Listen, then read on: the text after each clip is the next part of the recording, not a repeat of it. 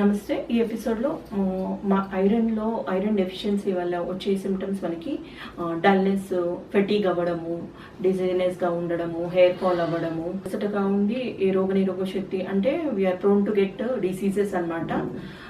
So body pains కూడా రావడం ఉంటుంది కొంతమందిలో. అలాంటి సిచ్యువేషన్లో మనం ఐరన్ పెంచుకోవడానికి సాధారణంగా డైలీ రిక్వైర్మెంట్ 8 to 10 milligrams అండి. కాబట్టి మనము మినిమం టు మినిమం 8 milligrams తీసుకున్నా మనకి ఐరన్ చాలా ముఖ్యమైన ఎలిమెంట్ కాబట్టి మనని ఎనర్జైజ్ చేస్తుంది, ఆక్సిజన్ ట్రాన్స్ఫర్కి ఇంప్రూవ్ చేస్తూ ఆక్సిజన్ అబ్జర్ప్షన్కి మరియు ట్రాన్స్ఫర్కి యూజ్ అవుతుంది. బ్రెయిన్ యాక్టివిటీ కూడా పనిచేస్తుంది, ఇమ్యూన్ని కూడా బూస్టప్ చేస్తుంది. మనకు ఐరన్ రిచ్ ప్రోడక్ట్స్లలో చూసుకున్నట్లయితే పంకిన్లో 1 స్పూన్కి 3 milligrams ఐరన్ ఉంటుంది.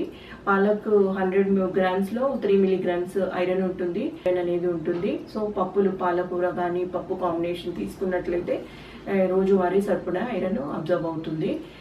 దాంతోపాటు మనము టీ కానీ అన్నం తిన్న వెంటనే టీ కానీ ఏదైనా జ్యూసెస్ అవాయిడ్ చేస్తే మంచిది.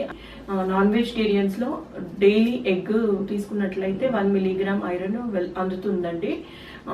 ఇంకా చికెన్, ఫిష్లో కూడా ఐరన్ ఉంటుంది కాబట్టి రిక్వైర్డ్ అమౌంట్లో తీసుకున్నట్లయితే ఐరన్ డెఫిషియన్సీ ఉండదు. ధన్యవాదాలు.